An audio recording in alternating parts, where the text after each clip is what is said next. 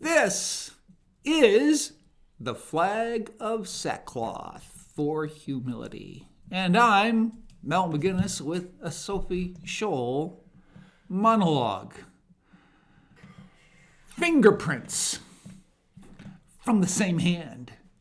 Fingerprints. Don't you think about that, what they do when they get in a crime scene? They take fingerprints.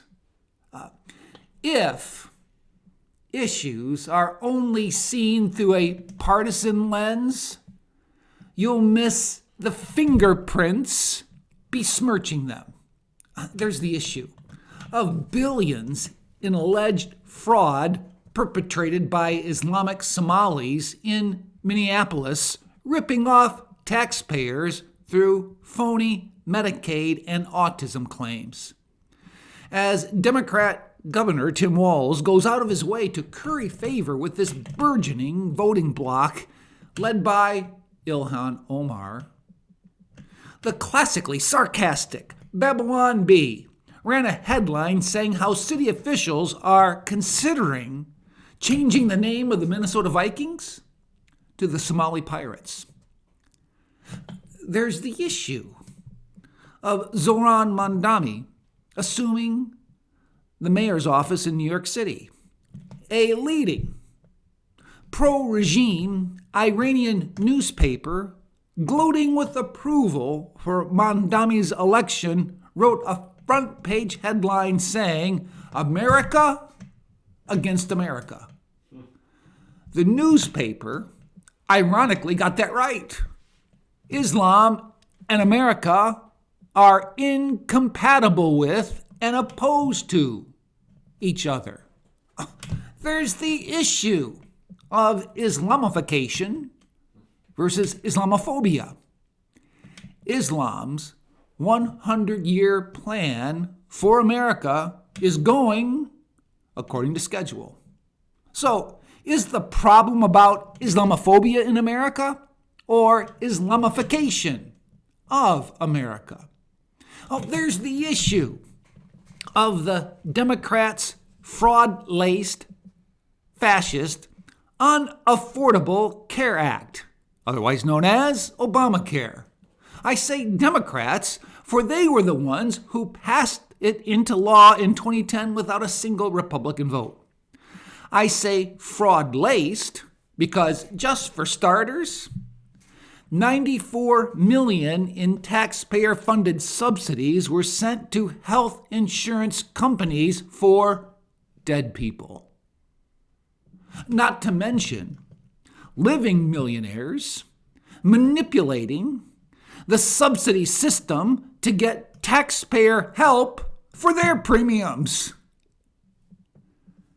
I say unaffordable because as demands for government subsidies increase, what does that say about affordability?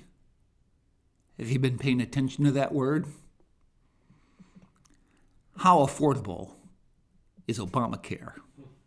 I say fascist because Democrats demand increased subsidies for corporations to cover health care premiums as the private care providers come under the thumbscrews of the government beast.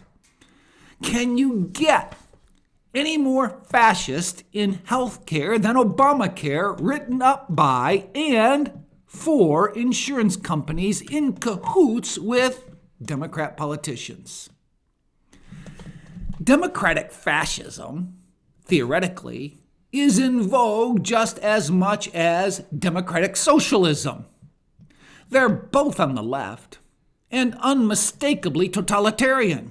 What's more, the totalitarian fingerprints of fascism and socialism are on the same left hand as Islam, especially in their mutual hatred of Judaism and Christianity.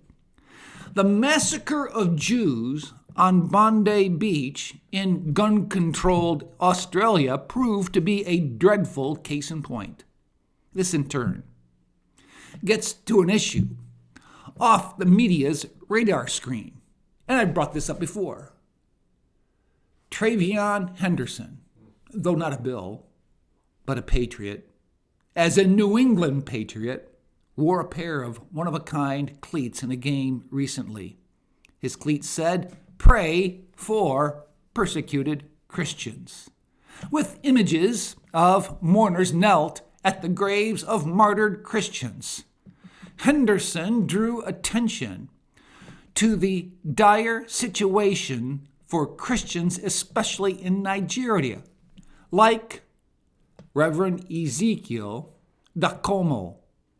Despite Islamic jihadists seeking to assassinate him, he remains boldly outspoken about his faith and advocating for the persecuted.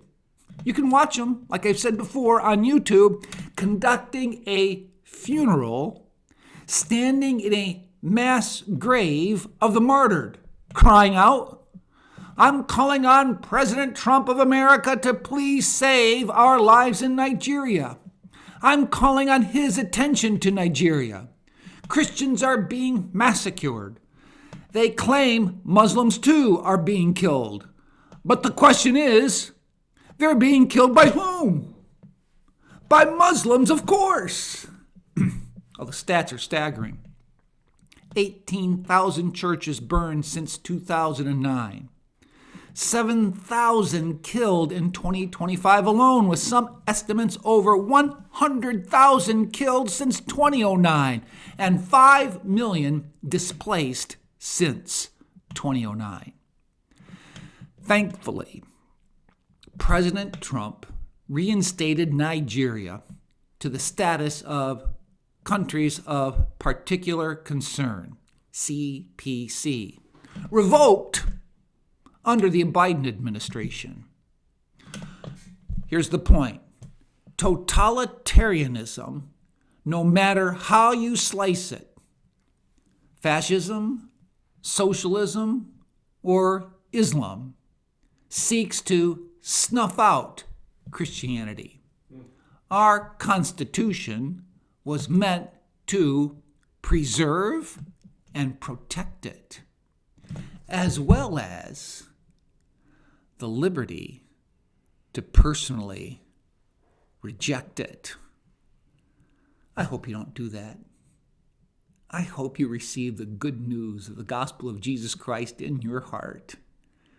Believe that message, which is God's power to save the most sinful of souls. All have sinned and fall short of his glory. But God saves those who call on his name. Call on his name.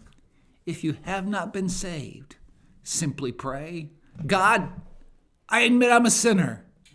God, I believe that Jesus died on the cross for me. God, I commit my life to him." Well, unlike Tony Kornheiser of Pardon the Interruption, I cannot promise you I'll do better the next time. And unlike Tony Kornheiser, I'll wave the flag of sackcloth for humility. As a follower of Jesus, I need Jesus.